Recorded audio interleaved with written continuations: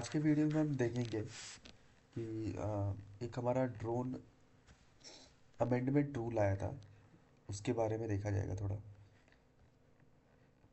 तो ये ministry of civil aviation ने नोटिफिकेशन जारी की थी 11 फ़रवरी 2022 को।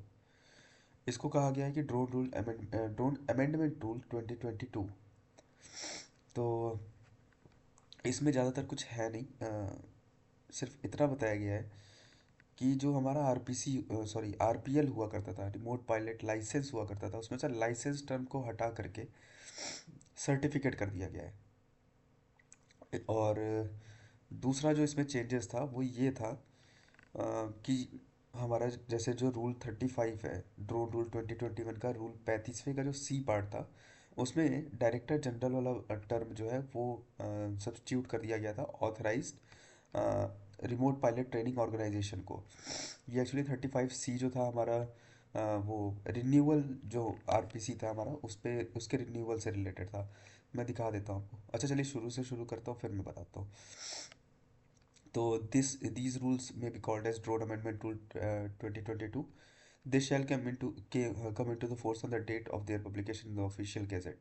तो मीन्स 11 फ़रवरी 2022 को भी हम कंसिडर करते हैं।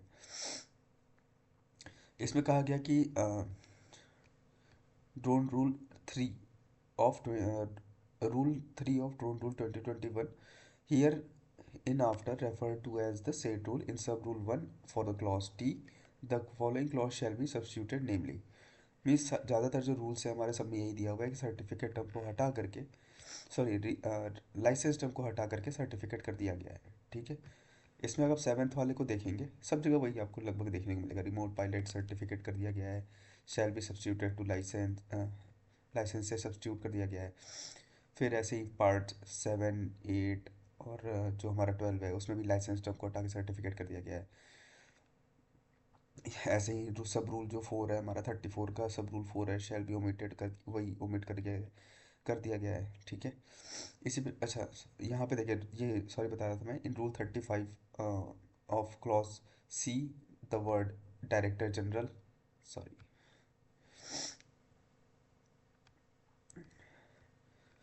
द वर्ड्स डायरेक्टर जनरल जो है वो authorize remote pilot training organization से सब्स्टिट्यूट हो जाएगा। यहाँ पे मैं दिखा देता हूँ, रूल 35 है, इसमें सी है।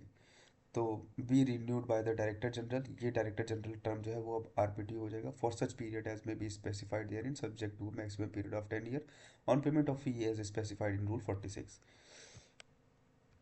ठीक है। फिर ऐसे ही 8 में लाइसेंस टर्म को ओमिट कर दिया गया है। D1 D2 में भी सेम सिमिलर प्रोसीजर्स है। तो इसी प्रकार जो ये हमारा एक ड्रोन अमेंडमेंट रूल आया हुआ था, उसके बारे में ये चीज़ था।